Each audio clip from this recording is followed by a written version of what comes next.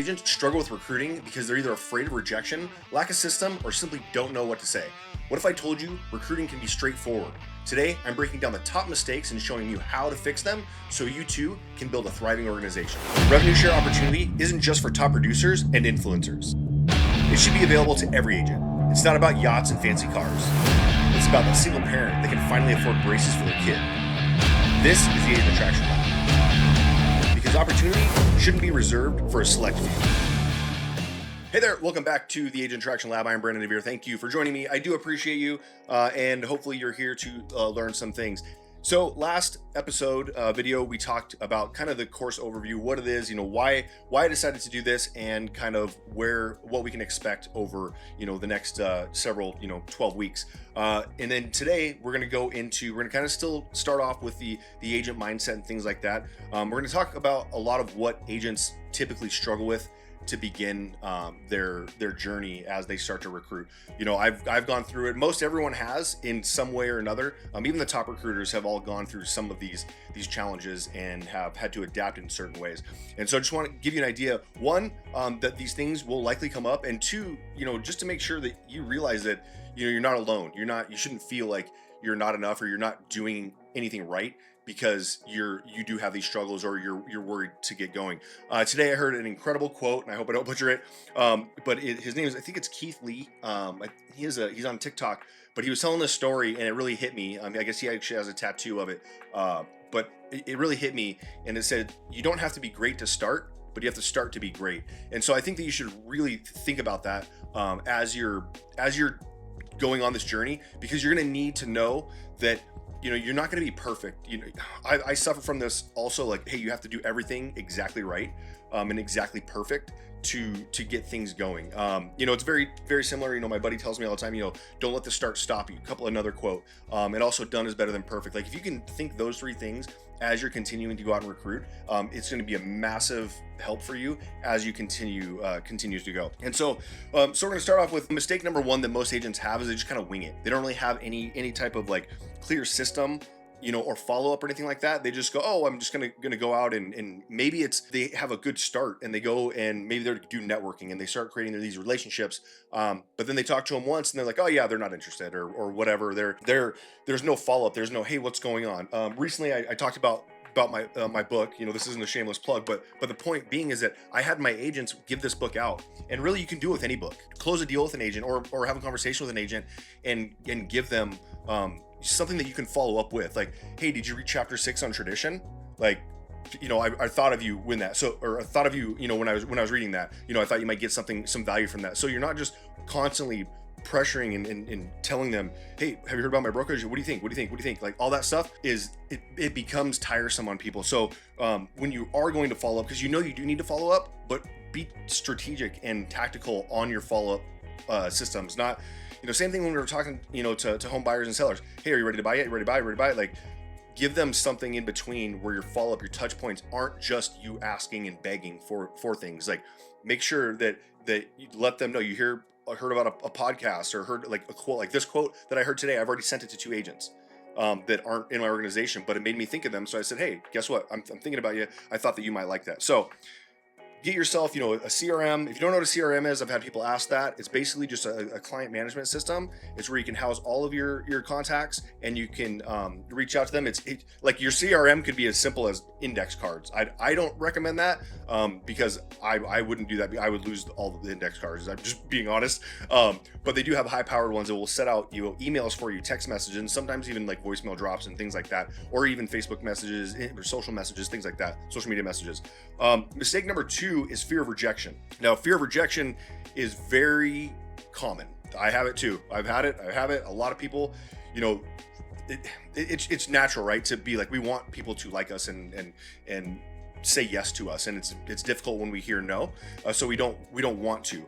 I will also say with that, with the fear of that, is that once you kind of get from the mindset to thinking, I did this early on, and it had nothing to do with the brokerage I was at.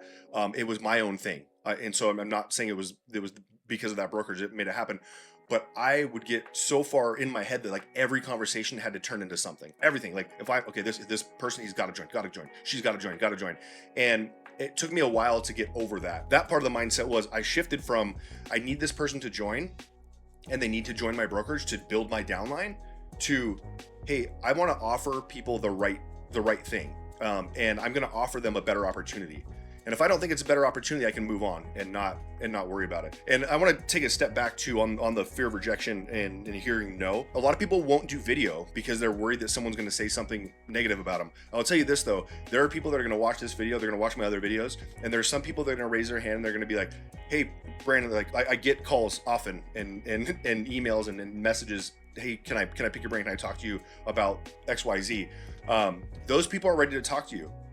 And other people will watch the same video and go, that guy's an idiot. And I have to be okay with that. Like, hey, that guy's an idiot. Okay, I probably won't ever have to talk to them. And if they want to make a comment in the YouTube notes or comments, that's perfectly fine, because that shows that people are engaging, right? So keep that mindset, is that if you're constantly like providing value and you're giving somebody, you're providing somebody a better opportunity, especially in your mind, that's going to work best for them. If someone doesn't like it, then it's not for them and you're fine. So you don't have to worry about, trying to convince those people. The other thing, this one's kind of funny because it's, I'm just a one way talking on this, but the mistake number 3 is talking instead of listening. What I like to refer to is, I know it's not that serious, we aren't doctors, but I like to call it prescription before diagnosis. Like if I walked into the doctor's office and I sat down and the doctor goes, like, without examining me, without asking any questions, he just said, I got this, this, and this. And that's typically what happens. Like, hey, I have this pill, it's the best for blood pressure. This one is best for high cholesterol. And this one's for diabetes. And you're like, great, doc. I stubbed my toe. I just want to make sure it's not broken. Like, all those things are great, right? That they were offering me, but it didn't matter to me because I didn't need that. So if I'm looking for something, if I'm looking for some guidance, or maybe I'm tired of paying for my own signs, right? And I want somebody to I'm tired of that overhead, or I'm tired of paying for my own CRM and I want somebody to provide that, then awesome. I might not care. If I want rev share in stock, maybe I don't care. Like, don't tell me about your CRM. I don't care about your CRM. I already have my own. Like, so that's why we need to ask more questions and know a little bit more about what the agent is looking for. So when you ask those questions, you can find out. One, you can really find out if they're really a fit for your company or your brokerage, or if you maybe they're fit for your brokerage, but you don't want to work with them, and that's totally fine as well. But understand what their needs are, and then try to solve that problem. Because if you can solve that problem for them, then they'll be likely to come join you. Whether or not it's your brokerage solves it for you, or solves it for them, or you need to find out what it is that they're really looking for. So that's kind of what I want to emphasize and kind of go back over, is that mistake number 1 is usually not a clear system. So get your things in order, figure out how you want to follow up with these people, what's the best. And also with asking questions, you're going to find out what is their preferred method. Some people don't like to talk on the phone. Some people, like me, rarely, if you send me an email, it's gonna be very difficult for me to get back to you on, because I literally rarely, I have to separate my emails so I know when it comes in, I know which one's important. If it's even that, right? Like, I have a hierarchy of if you want to get to me, like if you want to call me and that, if I know you and you call me, that means you want to talk right now. If you text me, like, kind of get to that whenever. If you email me, it might be a while. But if you're going to reach out to me, like cold reach out, if you don't know me, like put a message in the comments, or also shoot me a text. Those or social media are the easiest ways to get through to me. So once you find out what happens, for somebody else might just love email, somebody might love a phone call. I'm typically not answering calls that are not, I get spammed so often. I'm typically not answering calls I don't know who they are. So understand, make a clear system, and figure out how they want to be followed up with, and do that. Not your preferred method. What is their preferred method? Fear of rejection. Here's the deal. Like, you're just gonna have to get over it. It's gonna happen. And right now, somebody might not like you. Somebody might not like you for anything. You might have the same name as an ex. You might wear the same cologne or perfume as an ex. You might have, the same last name as a teacher that they hated in school. Like, you don't know. There's sometimes things that you cannot control for people not liking you. There's going to be people that tell you no. So it's fine. Go ahead and go, keep going. I know it hurts. It does. But as you know, there's probably people you don't like. So there's probably people that don't like you. And then also, again, listen instead of talking. Listen to what the agent needs so that you can solve that problem. Once you can solve that problem for them, then there's 1,000 different problems. And also get to what the problem actually is, because many times you're going to hear probably 3 different things before that mask as the problem, but the actual problem that needs to be solved needs more a deeper dive into it. Like, why do you need leads? You know what, like if that's a problem, I need leads. Well, why is that? Like, go down and dig deeper and get that. So hopefully you got some value from that. If you did, please hit the subscribe button or go ahead and join us in the Agent Attraction Lab community.